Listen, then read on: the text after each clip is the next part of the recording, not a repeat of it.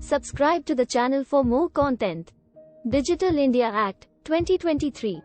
The Union Government outlined the Digital India Act, 2023, which is a broad overhaul of the decades-old Information Technology Act, 2000.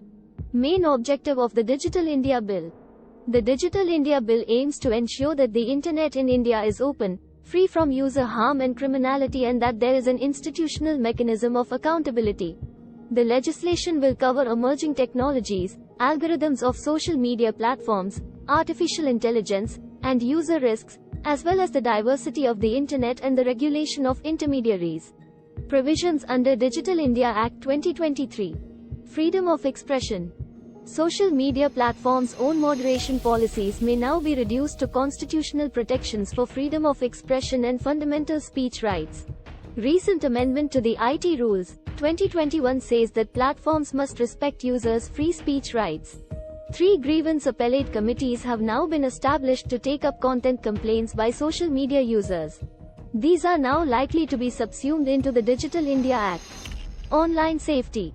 The Act will cover artificial intelligence, AI, deepfakes, cybercrime, competition issues among Internet platforms, and data protection.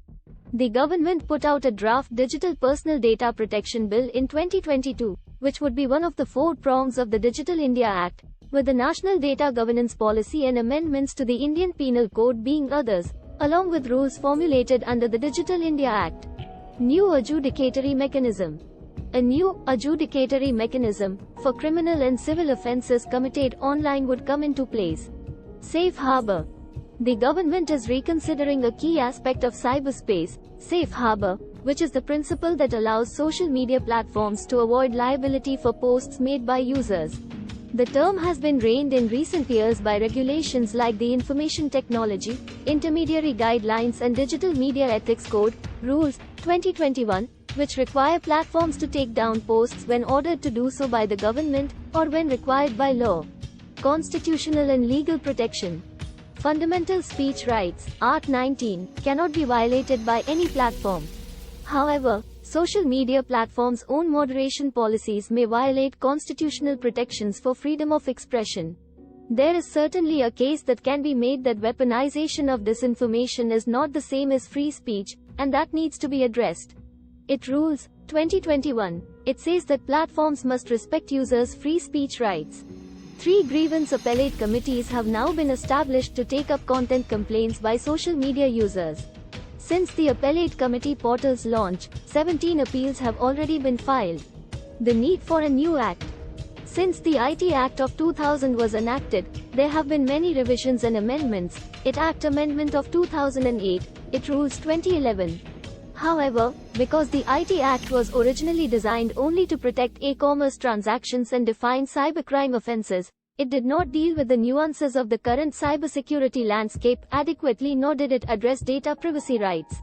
Without a complete replacement of the governing digital laws, the IT Act would fail to keep up with the growing sophistication and rate of cyber attacks.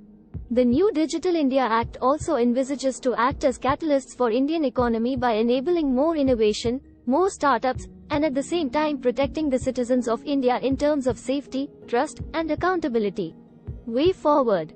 Regulation of hate speech and disinformation on the Internet is a must, and intermediaries, including digital news media and social media platforms, have an accountable role to play.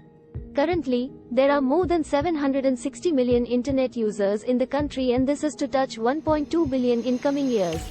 Though the Internet is good and aids in connectivity, there are several user harms around it. Therefore, it is essential to bring in laws that will provide new frames on the rights and duties of the citizens, and also speaks about the obligation to collect data,